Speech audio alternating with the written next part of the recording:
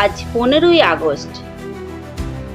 আজকের দিনেই ভারত মাতা ইংরেজদের দাসত্বের শৃঙ্খল থেকে মুক্ত হয়েছিলেন। কিন্তু আজ যে স্বাধীনতা দিকে দিকে পালিত হচ্ছে, সেই স্বাধীনতা পাবার জন্যই কি বিপ্লবী ক্ষুদিরাম বসু, ভগৎ সিং এরা ফাঁসির দড়ি বরণ করে নিয়ে নিজের জীবন বলি দিয়েছিলেন?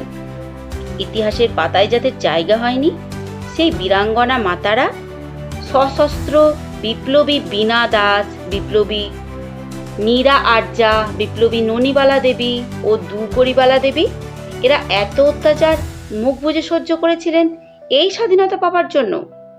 এত মানুষ তাদের জীবন বলি দিয়েছিলেন, ইংরেজদের নৃশংস অত্যাচার মুখ বুজে সয়েছিলেন কি এই স্বাধীনতা নামক একটা আক্ষরিক অর্থকে শুধু বহন করে নিয়ে যাওয়ার জন্য? আসল স্বাধীনতা কি সত্যিই আমরা পেয়েছি? পাইনি, তবে এবার পাবো, এই আমার অঙ্গীকার। তাই আজ আমার লেখার নাম প্রকৃত স্বাধীনতা।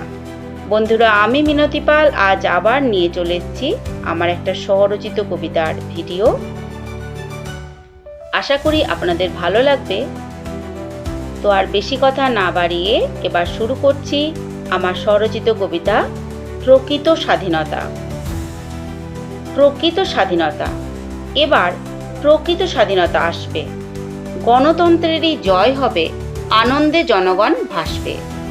আবার জন্ম নিয়েছে সহস্র ক্ষুদিরাম, সুভাষ ও নীরা, আন্দোলনের পতাকা হাতে ডাক দিয়েছে তারা।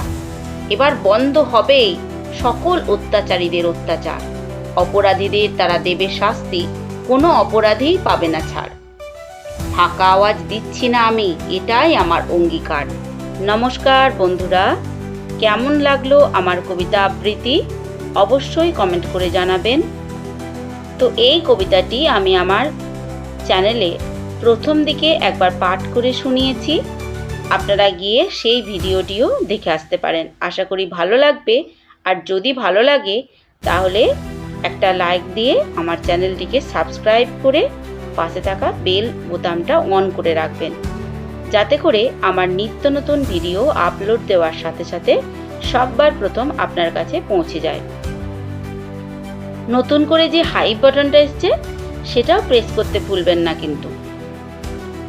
তো বন্ধুরা, আবারও মনে করিয়ে দিই, এটা আমার ক্রিয়েশনের চ্যানেল, তাই আমার সমস্ত রকম ক্রিয়েটিভিটি আমি আমার এই চ্যানেলে আপলোড দিয়ে থাকি। আপনারা আমার সমস্ত রকম ভিডিওই দেখবেন, আমার বিনীত অনুরোধ রইল। তবে আজ এই পর্যন্ত।